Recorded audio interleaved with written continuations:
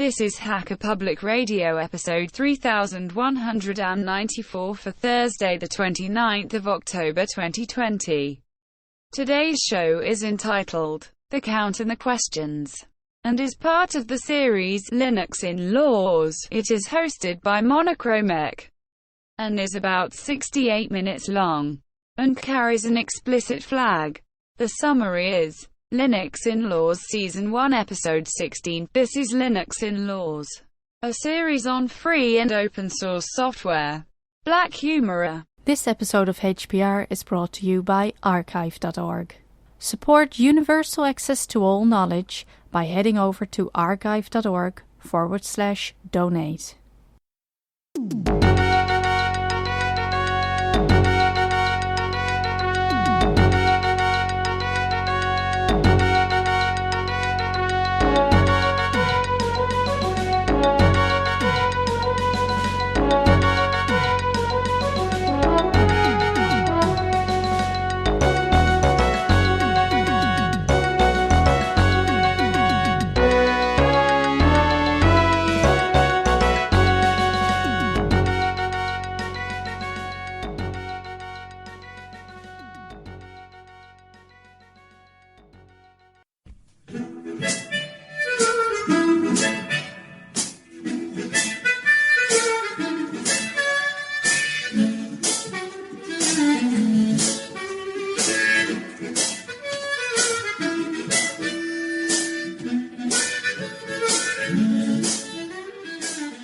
This is Linux Inlaws, a podcast on topics around free and open source software, any associated contraband, communism, the revolution in general, and whatever else fancies your tickle. Please note that this and other episodes may contain strong language, offensive humor, and other certainly not politically correct language. You have been warned. Our parents insisted on this disclaimer. Happy, Mum? Thus, the content is not suitable for consumption in the workplace, especially when played back on a speaker in an open plan office or similar environments. Any minors under the age of 35, or any pets, including fluffy little killer bunnies, your trusted guide dog, unless on speed, and cute T-Rexes or other associated dinosaurs. This is Linux Inlaws. Series 1, Episode 16, with the count and the questions. Dracul! How is life down in Transylvania? The life is a bit sparse on the blood side. It's very thin. Let me just check my my cupboard for some supplies. No, that one is still alive. Excellent.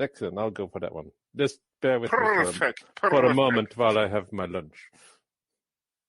How is treating you down there? Still out and about with the axes and the linchpins? The linchpins, yes, and also the Salvatore. He's on the doorstep. Why is that? Because we moved to Italy for some reason, not Transylvania. How come? I don't know, you are speaking in Italian. Dear listeners, welcome to the Transylvanian of Linux Inlaws. Yes, you've tuned to the right station. This is the long-awaited Halloween special. Why don't you introduce us to the concept? What we have in mind for the next, 24 hours?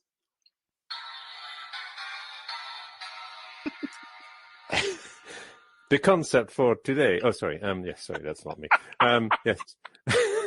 So today we have a number of questions sent in by our listeners.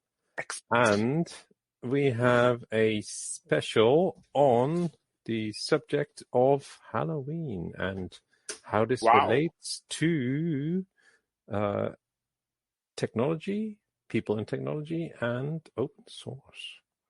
Excellent. And of course, as you can hear, dear listeners, no expenses was spared on sound effects front. And yes, Mark, thank you. You're welcome. Excellent.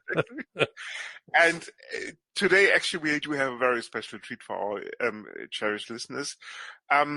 we're gonna do a full-blown episode. That's what you're listening to now, and there will be a B-sides. This B-sides episode will only be hosted on linuxinlaws.eu. It's a once-off, simply due to the fact that we had so many questions. We said that we can't do all the show, because in that case the show would be approximately 24 hours long. So we condensed them into two parts. One part we're going to tackle now, plus a little bit probably on humor, with humor, in addition to humor, sorry. And then we have the B-sides, which is another good chunk of questions, and then we're done for this episode. And then we will resume the normal schedule afterwards, as usual. So that you know, the link to the B-sides will be in the show notes once this goes live. And as I said, the B-sides will not be hosted on Hacker Public Radio. This is once off, but rather on linuxinlaws.eu. So Martin, why don't you get us started with the first question? Yes. So, the 24 hours is not a good idea because I have to sleep in the daytime. So this is why we purely stuck to 12, of course. Okay. The question. Is your microphone in the coffin not working? Let me just go and have a look. Oh. Nope, she's still there. Hang on. That sounded very much like your wife. No, this is just a snack. That's not my wife. They are not the same, are they? Don't mention Emma. Yeah, she's not here. No, but she has written in, actually, but more on that later. She's an active writer. Absolutely. She must be our only listener. There we go. Right, where were we? So, you would like a question? Yes. Okay. Any particular question you would like me to address, or there's quite a few, as I mentioned? Yes, I know, but just pick one. I don't know, and then we can discuss that in an open source context. I found the World Wildlife Fund thing very good. I just had a glimpse at this. You found the what? Good? The World Wildlife question there. Wildlife question. No, wasn't there a question with regards to actually our favorite subject at hand, nocturnal species and animals and stuff? Not the grumpy old coders you're referring to here. No, of course not. Ah, okay. No, it's a question, bear with me.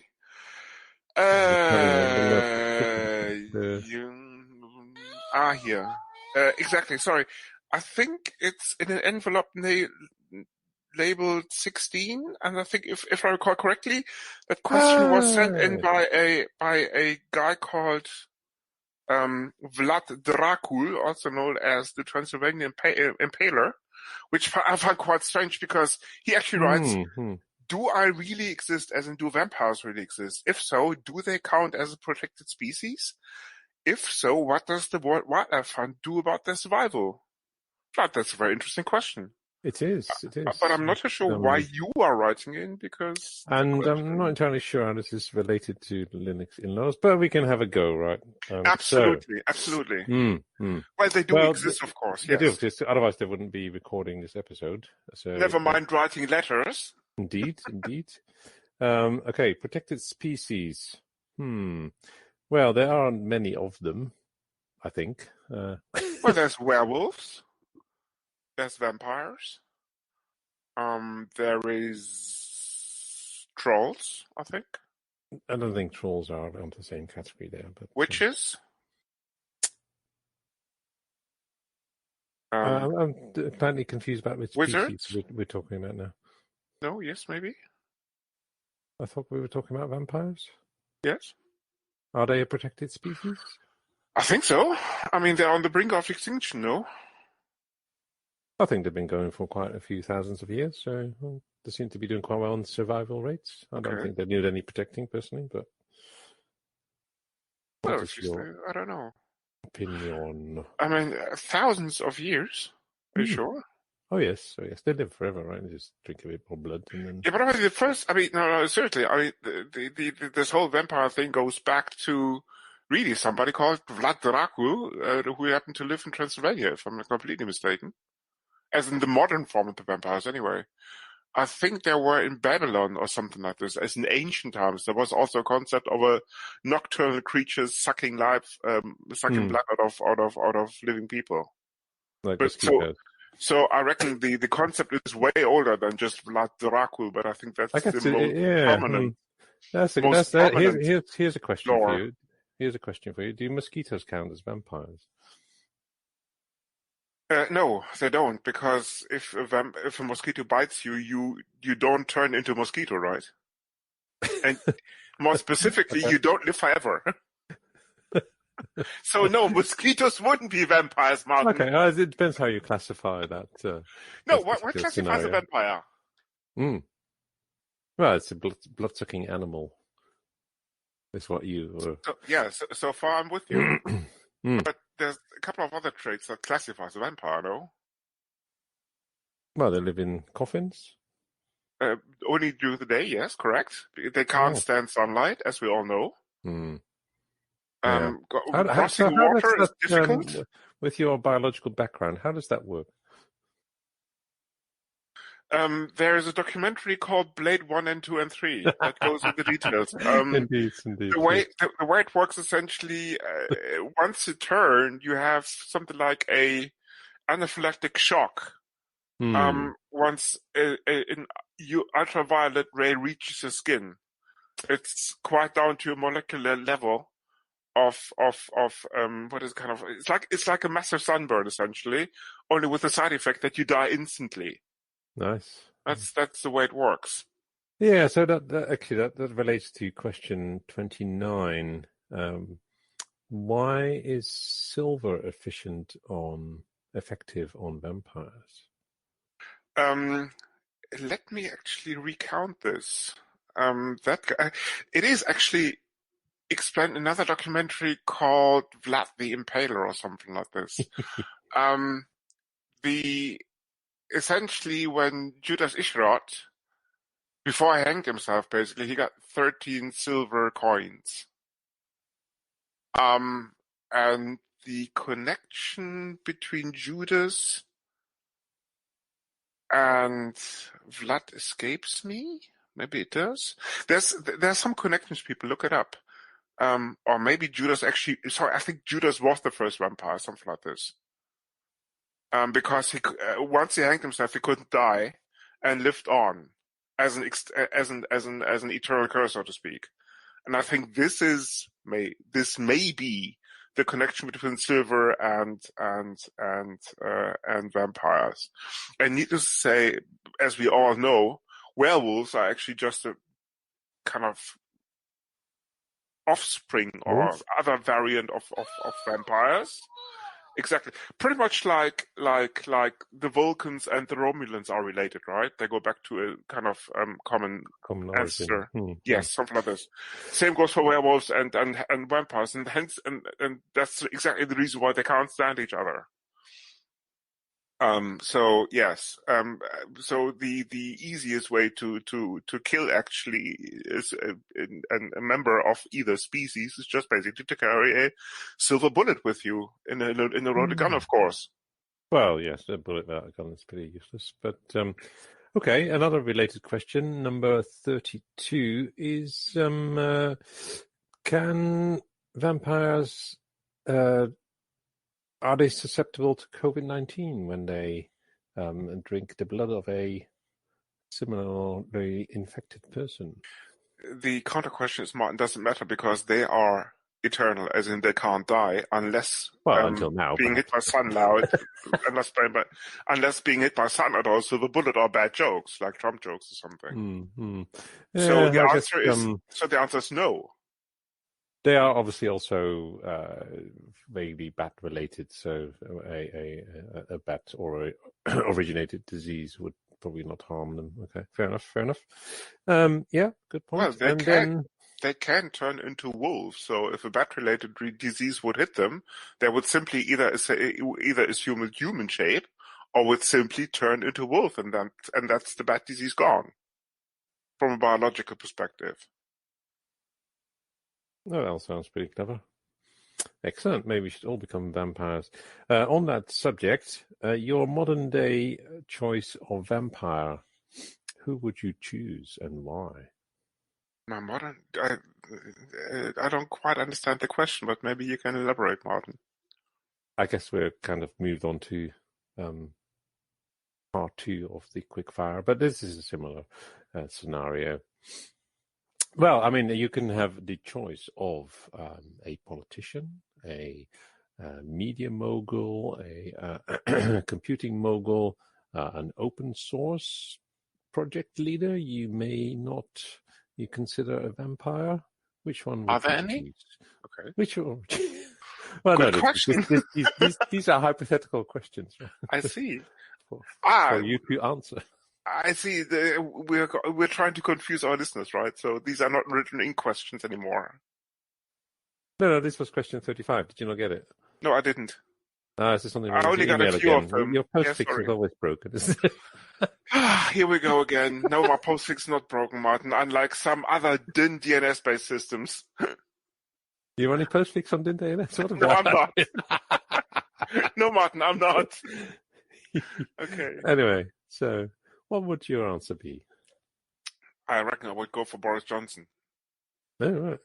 Interesting choice. What about you? And why? You have to say why as well, obviously. Sorry. Because he basically pulled Brexit off, and he will run the country into the ground, pretty much like Vlad Dracul did back in the olden days, when he basically eliminated all the people down in Transylvania, because without blood you cannot live, and if you turn them all into vampires, and if there's no blood supply, eventually probably these vampires will starve too. In terms of dying. Start eating the cows instead, perhaps. Or... And once the cows are done, what do you do then? Eat the chickens. There you go. Yeah, but I mean, you see, Martin, the concept is eternal life. Well, life is debatable, but eternal anyway. So this is the reason actually why you saw that massive wave of people leaving Transylvania around a kind of 700 years ago. And as we all know, most of them actually went. I don't know. I politics. wasn't around 700 years ago. So fair enough. But then you're not. Then you're not a politician, right? No, I don't know. That's correct. Yeah. Far from, in fact. Excellent. Okay. Would you like to pick a question next? Yes. Somebody going back to computer science now, just basically to leave that dangerous terrain. How to crack P equals NP? As in portable runtime equals non-portable runtime. I thought you were talking about transistors here. No. I'm talking about complexity theory now. Okay. Complexity theory, I think it's called in English, as in the theory about finite state automata and their runtime when tackling certain classes of problems. Mm-hmm. Okay. Like a typical non-polynomial runtime complete problem would be the traveling salesman, i.e. you have a graph, and you have to find the shortest way in this graph, but you have to hit each and every node in this graph, i.e. the shortest way, or the shortest route rather, to hit all of the locations or towns on a given route. Yeah. So the question is what again? Are polynomial runtime and non-polynomial runtime complexity classes equivalent? No, Martin, this is an unsolved problem, right? So. Well, yes, Martin. That goes back to university days. Probably you can recall that lecture when you still kind of made up your mind whether to attend this or not. Hang on a minute. You've got an unsolved problem. Thanks for this. Why in hindsight, it would have been better, Martin, to attend this lecture. But hey, you were in your early 20s and still young, right? So you think? You probably had different priorities. Only a few years ago, yeah. So yes, about 50. Okay, so what is the question again? Will this be ever proven? Well, it's the same as saying 1 equals 0. Is that going to ever be proven? The answer is, by definition, no. I think these are unrelated problems. Well, this is where you're wrong. Why? Because you usually are. I don't get it. I'm never wrong, Martin. Let's see. Yeah, this is obviously not the right attitude. Yeah, if you're never wrong, you're never going to learn anything, are you? Well, I know everything already, so what's the big deal? Right. Well, almost. I That's see. right, So yes. you're also one of these eternal beings, like our friend Dracula. Friend, I see. Okay. Here's one for you, Martin. Okay. How can I compromise quantum computers? Yeah, well, that's quite easy, isn't it? You just turn off the cold supply and then it just blows up. So, Martin, the question is not how to destroy a quantum computer, but rather how to it compromise depends how you qualify. Okay, how you qualify a compromise. Let me define compromise. How do you crack a quantum computer in terms of how can you break into it without breaking it, essentially, i.e. how can you take a look at its inner workings and then it's still usable afterwards. Like you break into an ordinary computer system, i.e. a software system, basically, with a buffer overlay or something like this. Is there something you want to tell our listeners here?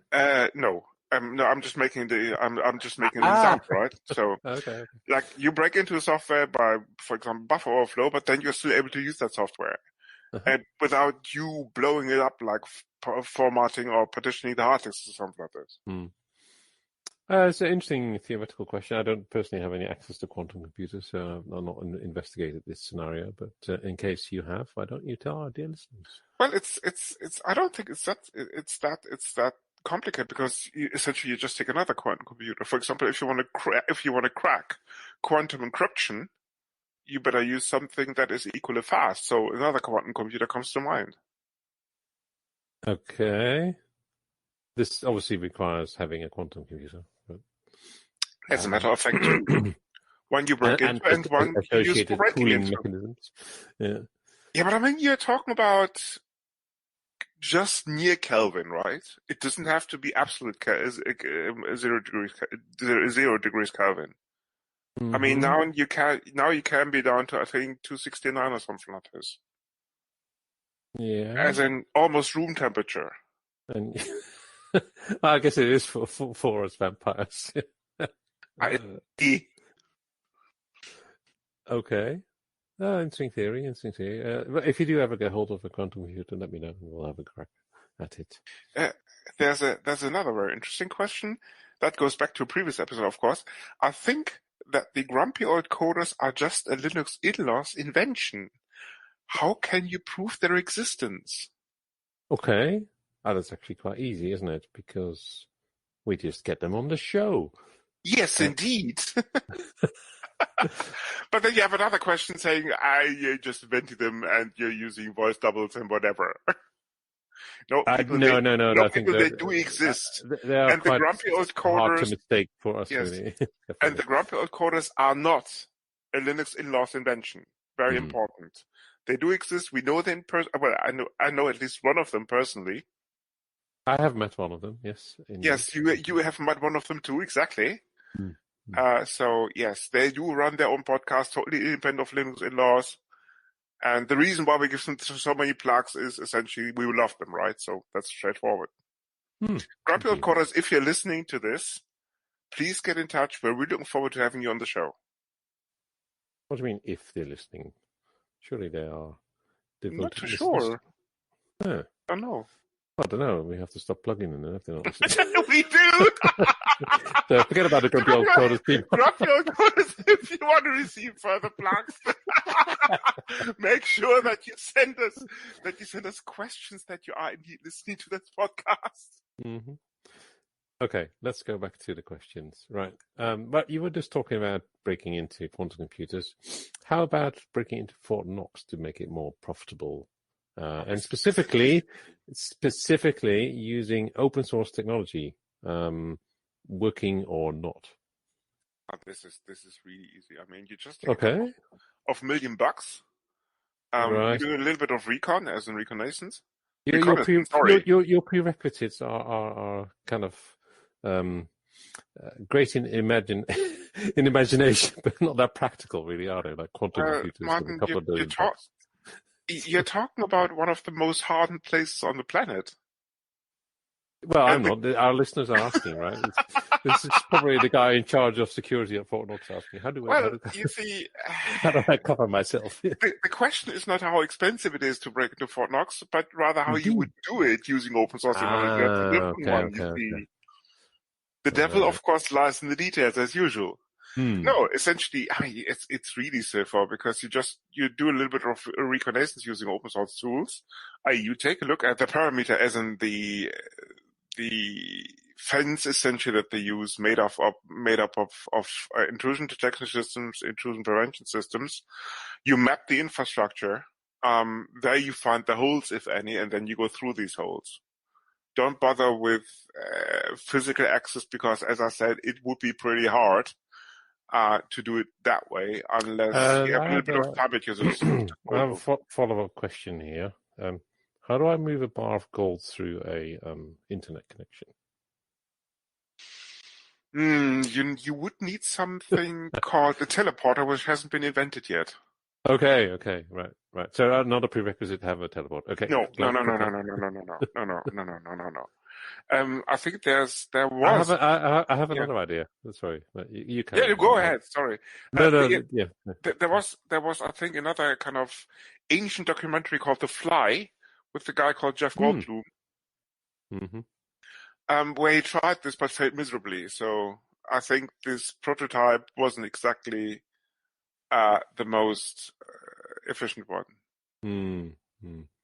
Yeah, so I have an even better solution, which is to use the flux capacitor. And you go back to the time before Fort Knox was built, make a little hole in the ground and a little access hatch to where Fort Knox is going to be built, and a little tunnel, and then you can just take all the gold after they've built it. And what does that have to do with open source? Well, you can run a flux capacitor on open source software, sure. Can you? Okay. Does yours not? No. What are you running? You're running it on Windows, are you? No, I'm not. That sounds like a recipe for failure. No, Mark, it's a handy tip for you. Don't run your flux capacitor on Windows. Right, where were we? Okay. Yeah, there's another one, very interesting question. What's the correct spelling of OS X 10.99.99? I'm sure that Claude is behind this. Claudio, that's a very good question. Yes, why don't we defer that one to Claudio to write in the answer for? I think that's. Hey, Claudio, if you're listening, please write in the answer. That's very important. If this question is not from you, that is.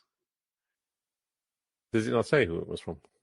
No, it doesn't. There's no name on the envelope. An anonymous envelope. Wow. Okay. Excellent. Here's another good one. Given the fact that Richard Storm is a T10, doesn't make that the whole FOSS movement evil. Martin, this is a very interesting aspect, isn't it?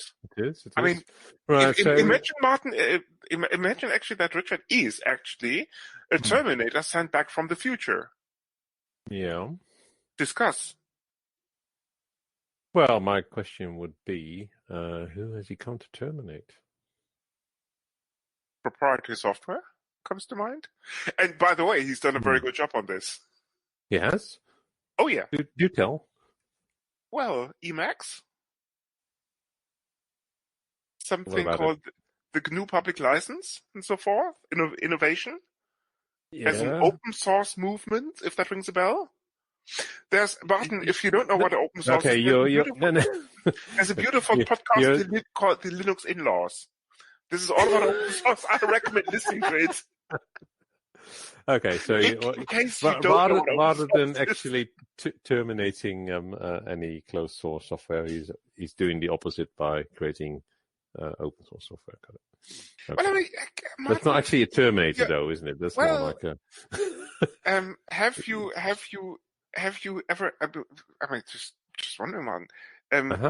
WSL 2.0 rings a bell. Yes, it does. What about it? Perfect.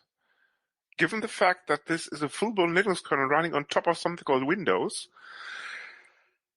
even Microsoft these days has fully embraced the notion of open source, and WSL 2.0 is just another example, I suppose. But that doesn't really answer the question that he's not a Terminator, right? He's just a evangelist or whatever you want to call it. Well, he managed to break into the fortress of proprietary software on the planet called Microsoft. Yes, okay. So, but your average burglar isn't a Terminator, right? It's yeah. I don't think he can be classified as a Terminator. Well, the question says, Richard, if you're listening, your Terminator status is failed. Well, the question is, given the fact that Richard M. Stallman is a T10, it doesn't say if Richard is a T10. Well, I think it's highly questionable. Who sent this question in? A guy called Eric Raymond. Okay. At least according to the envelope. Eric, if you're listening, all is forgiven. Do continue writing. Very good. Eric, don't worry. All is forgiven. Richard has stepped down from the FSF. You're safe. Okay. I don't know. Do you think we have sufficiently answered this question? It's not really the best question in the world, is it? To be fair. But, yes. There's another one actually with regard to Cyberdyne. How can we ensure that the 45th U.S. president is not Cyberdyne's next successful project? That's actually a very valid question, isn't it? That's a very good question. I like that one. Yeah. Not sure how this relates to open source, but it doesn't matter. I don't think Cyberdyne are that into open source, are they? As far as I'm aware. As astute listeners, of course, know, NVIDIA used to be the predecessor of something called Cyberdyne. Go back to one of the previous episodes where it's all explained. Yes. So no, it's not open source, but maybe Cyberdyne 2.0 will be. I don't know, but that's the future, right? I mean, yes. Okay, so how can we ensure this? I think there has to be some serious activity or action to prevent this, because it hasn't happened in the past, as we can see. So if we want to prevent this in future, then it's going to take some serious effort, in my opinion. And I mean, there's obviously, this is, what is the 45th president? Yes. Yeah, I think it's a guy called. I think it's, according to American history, this is a guy called Donald Trump. If I'm completely mistaken. Well, I mean, the answer is straightforward, right? I mean, okay, fine. What do you do when you open source a project? You take the source code and do what with it? You make it public, right? So that people can slice it open and take the look at the inner workings of the code. So you're suggesting slicing open?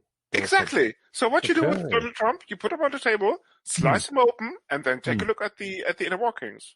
Okay. Could be a bit messy, but okay. This doesn't matter. I mean, if this is a hybrid, as in robot technology combined with human tissue, you could be pretty sure that this might be actually Cyberdyne's work. If it's just human tissue, well, tough luck. It's probably not Cyberdyne.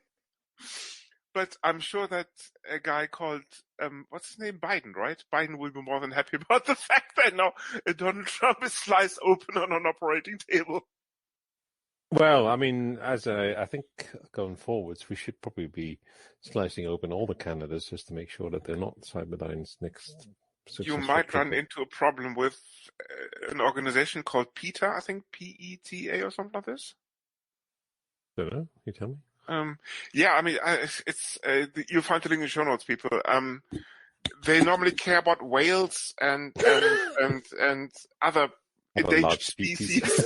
Exactly. exactly. I mean, if you just continue to slice open presidential candidates, you might have an issue with them eventually.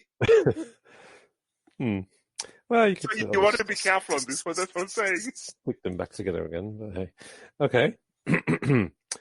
Okay, so shall I go next? Let me have a look at this next question. This is related to Cyberdyne. Anyway, how can Cyberdyne be turned? As in, This is straightforward.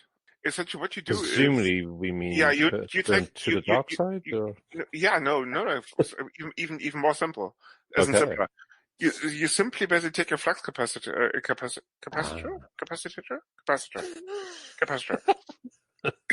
Yes, it's straightforward. You take a flux capacitor, jump back in time, on open source the first. Yes, absolutely. Open source the first NVIDIA code base, and there you have it. That'll change the course of history. Linus Torvalds, of course, won't say fuck NVIDIA. And this is how you introduce open source to Cyberdyne. Right. Okay. So when we interpret the question as being turned from closed software, good point. Yes, this is obviously our job. Very good. Here's another one. Don't know who wrote this in. Probably one of your pals. What is this Dennis character's history of running companies into the ground? And what are the Linux in-laws doing about this? Okay, for those few listeners who do not know who Dennis is our CFO, our Chief Financial Officer, that according to Martin has a history of, or who has actually, according to history, has a history of building successful startups and all the rest of it, but was hired on a whim actually by Martin without me not even knowing it. So it's just. Are you saying that you wrote this question? No. No, I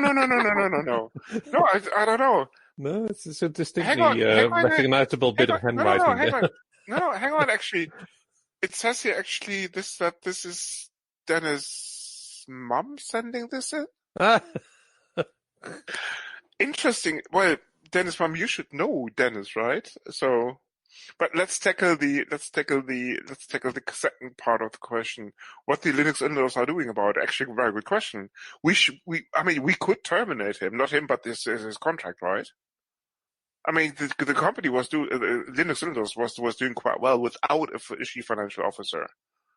Well, it was until you got the contract with Rainbow Escorts, right? So, I think that's why we had to instate Dennis his role, because the expenses were getting rather out of hand on. You mean your expenses? Rainbow Escorts usage. Martin, if you try to expense Rainbow Escorts, this is your fault. I had a corporate account for this. Yeah, this is what I mean. This is what Dennis was not very happy about. Martin, you see, what is the first and foremost trait of a corporate account? You tell me. How does it work? Say again. What's the what? What is the first and foremost trait, as in character, characteristic? Thank you very much. Of a corporate account. It is corporate. Yes. So far, so good. This is where you're going wrong. See, we are not a corporation. Well, this is debatable.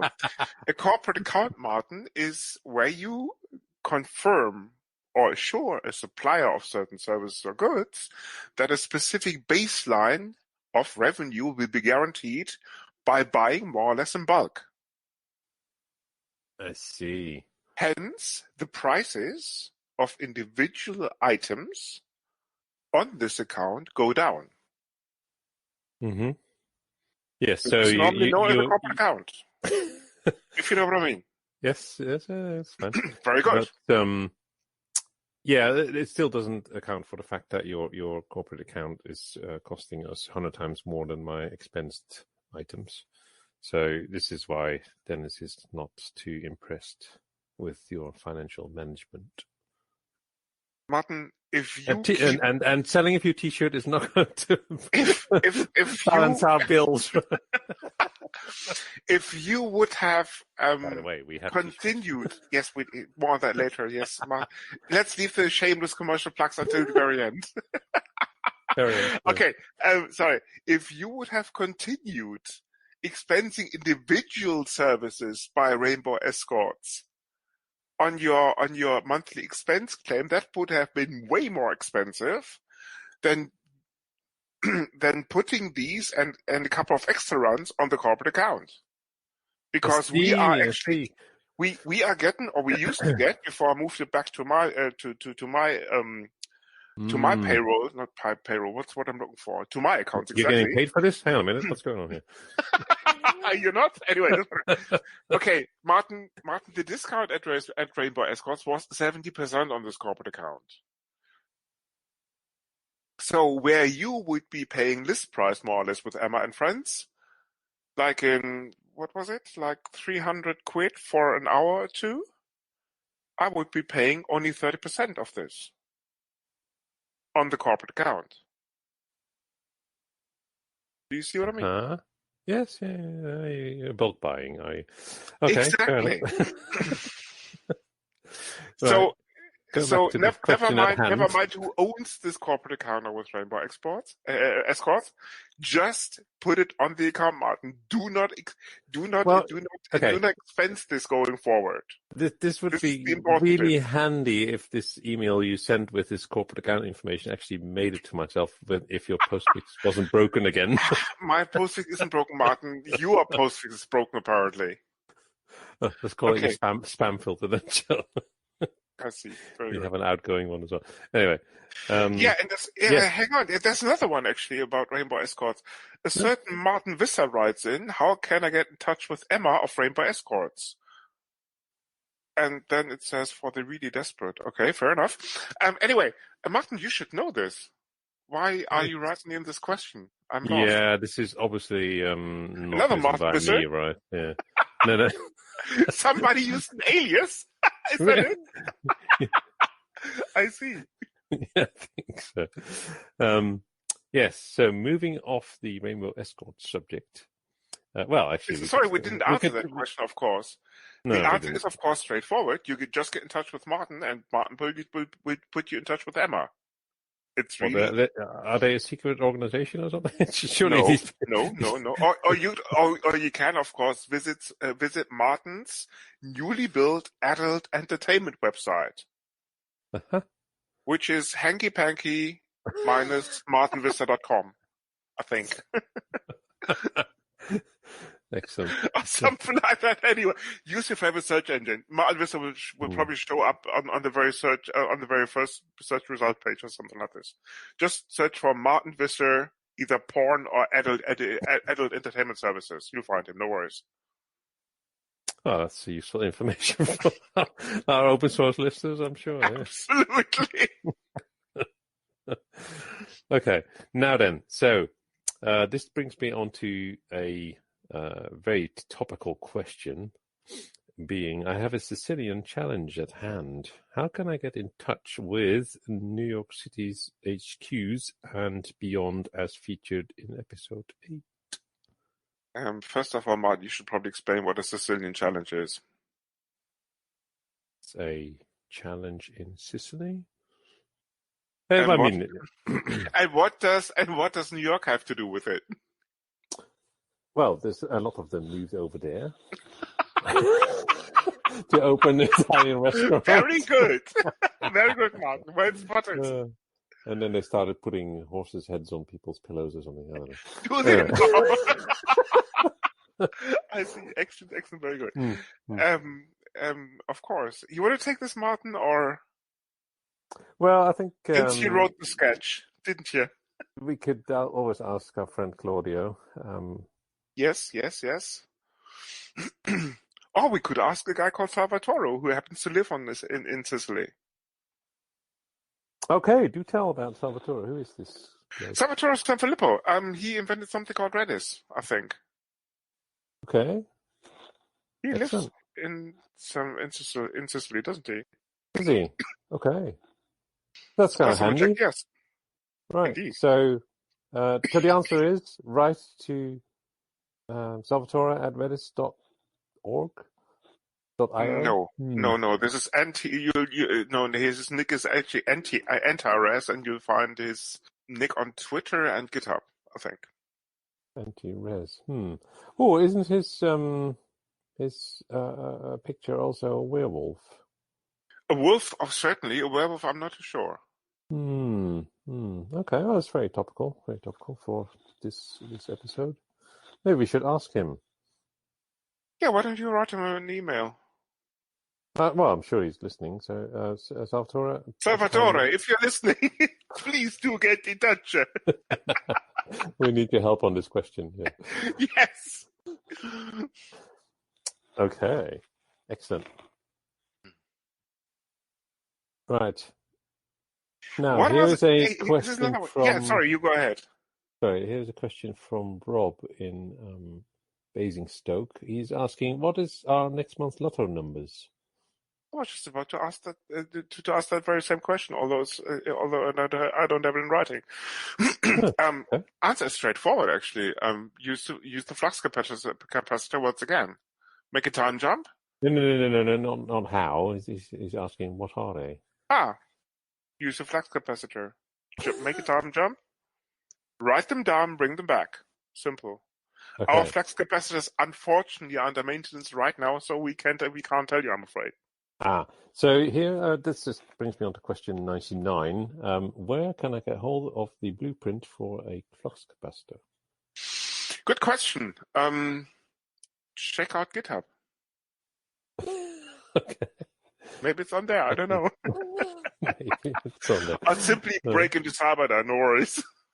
That's always a good idea. Oh, NVIDIA, for that matter, of course. Yes, well, you could always go and visit Jensen in his kitchen and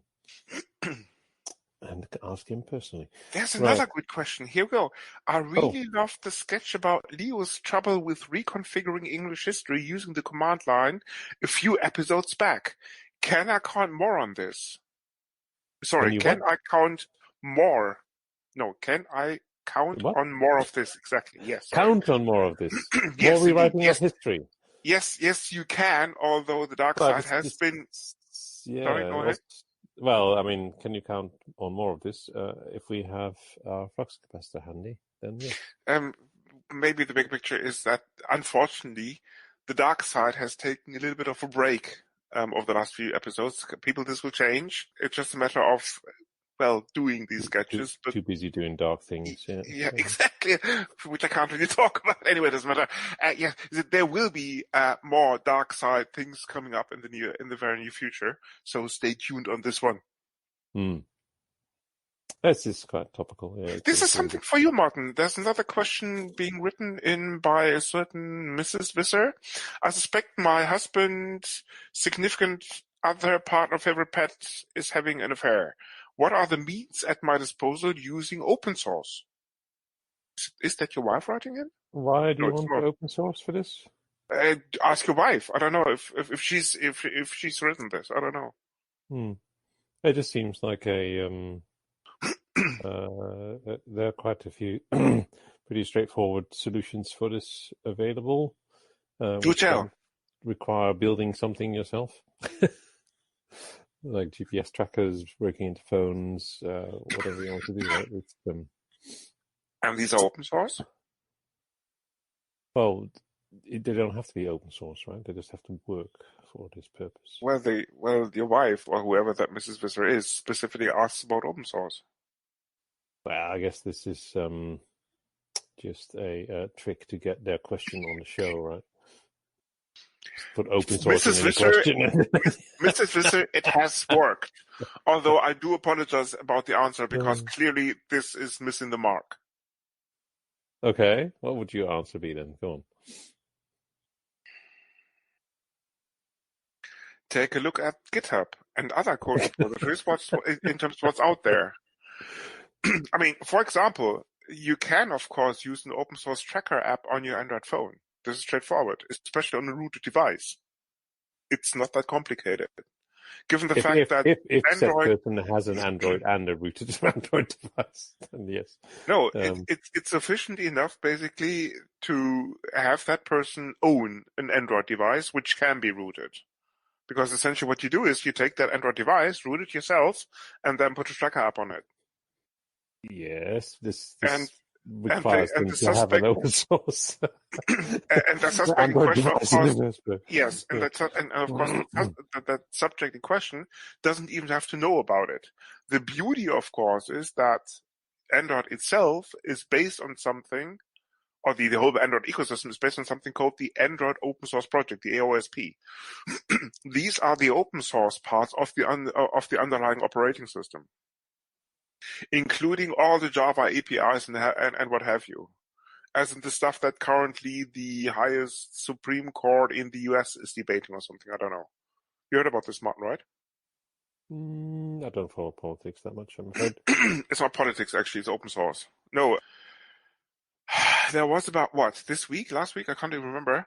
There was a final hearing or session about Oracle versus open source. Oracle versus Google with regards to the potential copyright infringement by Google when they use the JVM API for Android.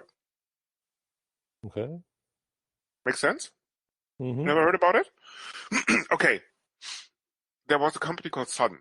Sun invented Java about 26 years ago. Quite a while ago. Yes, knows why, we are recording. We are not recording this in 2030, but rather in 2020, just for the reference frame. So, and then Andrew Rubinstein came along and invented something called Android, which he subsequently sold to a search company called Google. So the whole notion of an Android phone was born with the operating system. The trouble is, of course, Android uses something very similar, very resembling to something called the JVM, a Java Virtual Machine.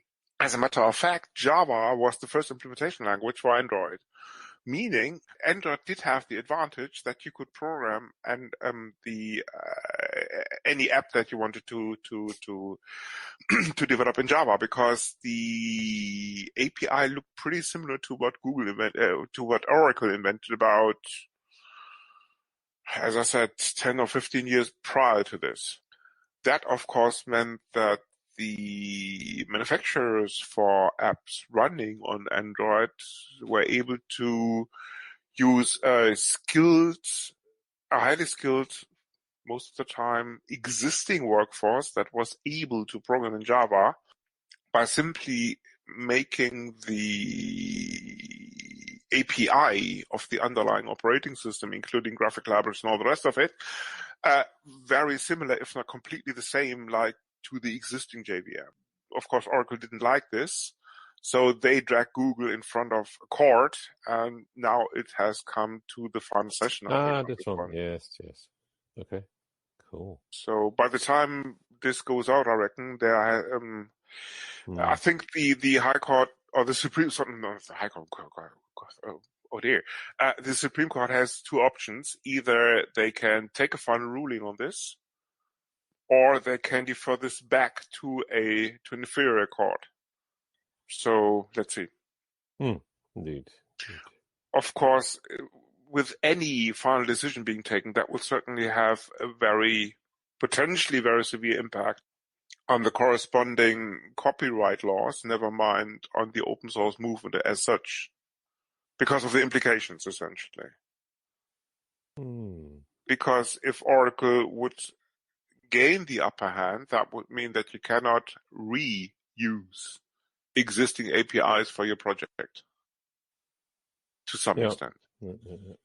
Which is, of course, a dampener for any innovation. Okay, I think we are almost done with the questions. As I said in the beginning, there's quite a few more, right? But yeah, there's quite a few more. There will be B-sides. We are taking feedback at Linux, at, of course, the known email address, which is feedback@linuxinlaws.eu. And Martin, of course, now wants to plug The merchandise store? The merch store, as it's affectionately known? Why don't you plug the merch store? Okay, sorry, I thought you were in the middle of speaking. No. Just why do I have to do all the talking? Oh, because that stops you from drinking more beer. Lame. Very lame. Where were we? Martin. So yes, the shop. Yes, we have the shop yes. with the t-shirts and the mugs. And so those of you who would like to support us or actually own a very cool t-shirt with Linux Inlaws and associated contraband on it, please visit the shop on our website, linuxinlaws.eu. Thank you. And yes, at the moment, currently, you may need to use Google Translate since it's all in German, but that is okay. No, Martin, it's not. Is it not? No, the URL may have a German top-level domain, but the shop is in English. The shop is fixed. Excellent. Yes! Good job, man. Okay. Very good. And Martin, from now on, I think we should conclude each and every show with our motto, because that has been laid to the wayside for much too long. And of course, the motto is... Boldly go where no man has gone before. Oh, sorry. No. Repeat after me, Martin. Linux Inlaws. You come for the knowledge, but stay for the madness. Now we do it together. I'm going to do the first part. You're going to do the second part, and then we swap just for measure. Okay. Linux Inlaws. You come for the knowledge. Stay for the madness. No, you go first. Linux Inlaws. You come for the knowledge, but you stay for the madness. This is much better. Okay. Excellent. So it has been decided in Series 1 or Season 1, Episode 16. Season 1, Episode 16, the Inlaws made a very, very important decision. Each and every show will be concluded with famous motto, available on t-shirts, mugs, and all the rest of the merchandise. Martin will do the first part, and Chris will conclude with the final and second part. And of course, the motto is just once again for our listeners, Martin. Linux Inlaws, you come for the knowledge, but stay for the madness. See you next time.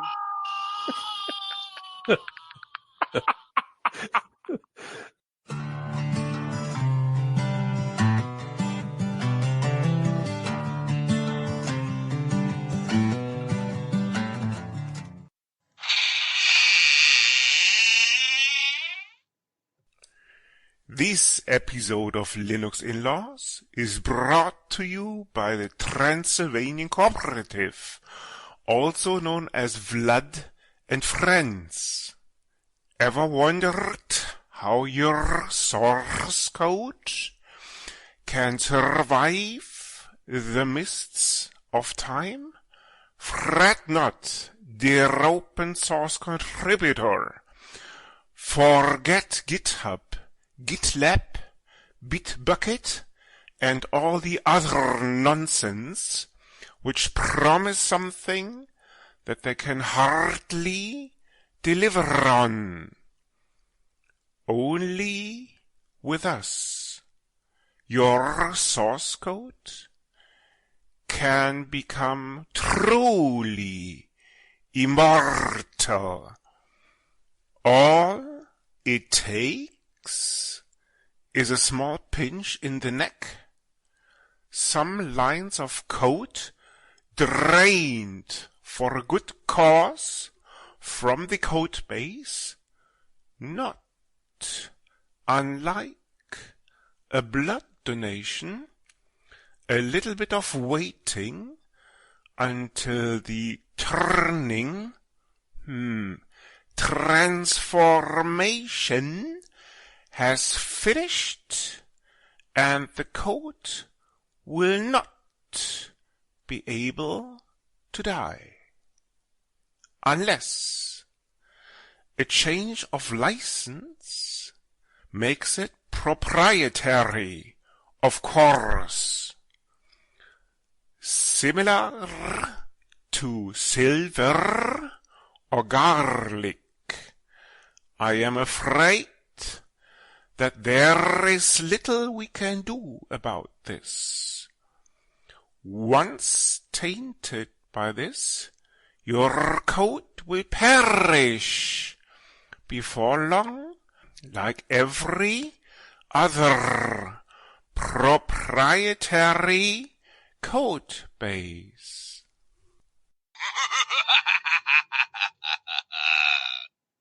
This podcast is licensed under the latest version of the Creative Commons license, type Attribution Share Alike. Credits for the intro music go to Blue Sea Roosters for their song Solid Market, to Twin Flames for their piece called The Flow, used for the segment intros, and finally to Celestial Ground for their song Sweet Justice, used by the Dark Side. You find these and other ditties licensed under CC at Jamendo, a website dedicated to liberate the music industry from choking copyright legislation and other crap concepts.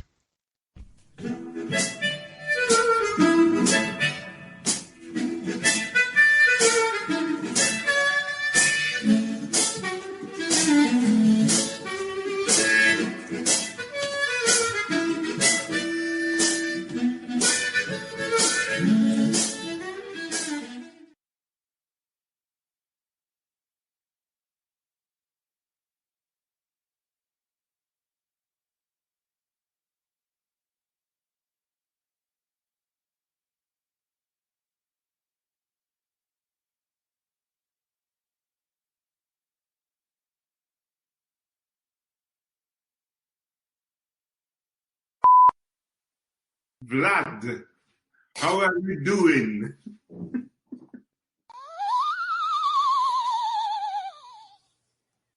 Hello. Everything all right in Transylvania? It's a bit chilly, but not too. How are the blood supplies? Running dry. Owie.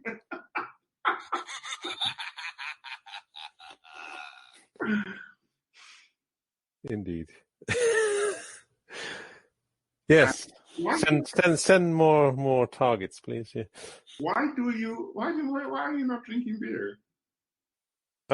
Because it's not good for you.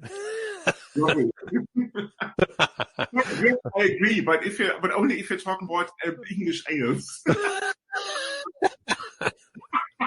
I see. No, we're doing a bit of a health session at the moment. So. Why? Well, because the gym is closed and we're sitting in our desk all day, and it's just not very healthy. So, this is rubbish, Martin. I mean, I'm not your wife. You don't have to convince me. So no sweat. No, it's just an occasional abstinence. It's quite good for you. Just for today, I see. Yes, indeed. Very good. Well, for the next 2 hours, anyway. Why not actually cut it short and make it for the next 2 minutes? Yes. Because I just found out actually that you cannot upgrade from CentOS 7 to CentOS 8. In the afternoon, so I'm just in the middle of something. Why are you using CentOS? Yes. Why are you using CentOS? Because I do. Well, I distinctly remember you telling me that their package repositories are rubbish. Say again? I distinctly remember you telling me that their package repositories are rubbish and so on and should be avoided. Therefore, a Ren's description. So the closest I get to that stuff is actually using CentOS. Okay. And sometimes actually Fedora doesn't cut it, so I need something that remotely resembles RHEL. You do? Why? No. Because sometimes the packages in Fedora are just too new. If you know what I mean. I mean, especially if you have a customer who basically is under the impression that Fedora for production is probably not the best choice. A customer? Yes. This is work-related. Okay. Yeah, customers are these people that pay money to companies, and in turn, these companies pay you. I'm not sure if you're familiar with the concept. It's called a job. I don't do jobs anymore. No. Fair enough. No. It's more of a vocation. Anyway. So let me, if I find the right plug, and then we can get going. Okay. Before we get going, I can look this up myself, but a CMake list. What do I do with it? What do you mean? Well, it's a project description, isn't it? A CMake list, but does that translate into a handy compilation of the whole project easily? Or? You lost me there. Okay. Please repeat. Sorry, please wash, rinse, repeat. Do you know what a CMake list is? Number one. Okay. Now you're fading, Martin. No, you're not. Sorry, maybe this is rubbish. Bear with me. You're back. Oh, sorry, my mic. Sorry, you were saying. Your mic. I was saying, you know what a CMake list is, right? A CMake list is basically a recipe to produce a CMake file, if I'm not completely mistaken. Right. Okay. And of course, CMake being a system. If you're familiar with the concept. You broke up there for a moment. How did you do that? I managed to move away from the router as far as possible. It's quite straightforward. Yeah, let me change locations once again. You moved into the fridge, have you? Not yet. We're closer to the beer. Not quite. No, Mr. Visser, not quite, but getting there. Okay, you're struggling with some stupid open source code base, I suppose. No. No, it's just a data generation bunch of software written in C++. It's got a bunch of CMake files with it. I just want to see, can I just quickly compile it without having to spend too much time dissecting all the stuff, really. But anyway, okay, that's fine. With CMake, the answer is more than likely to be no. Okay. Why? Unless the people knew what they're doing, which is sometimes the case and sometimes it isn't. Well, you see, all these new build systems require a little bit of handholding every now and then, especially if the code. I mean, you have QMake, you have CMake, you have Ninja, you have Meson. The list goes on.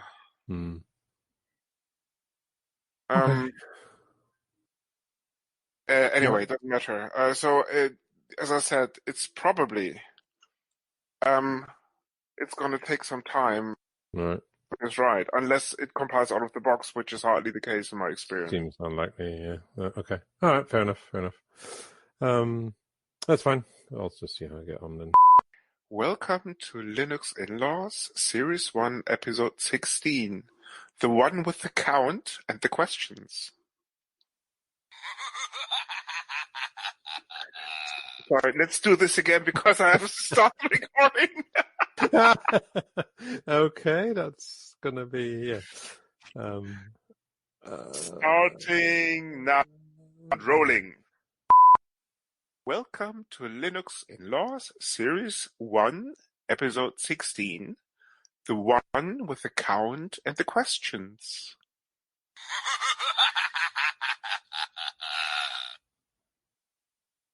Welcome. How is life down in Transylvania? Well, the blood supplies are running thin. No, actually, they're running thick because it's quite cold here. Let me just check what I have in the cupboard. The cupboard? Oh, okay. Sorry. Cut, button. We start. I mean, the intention was there, but I used your name rather than. No, let's do this again. Okay. Yeah. Okay, rolling once again. What were you doing? Oh yeah. Sorry, cut. Yeah. Cut.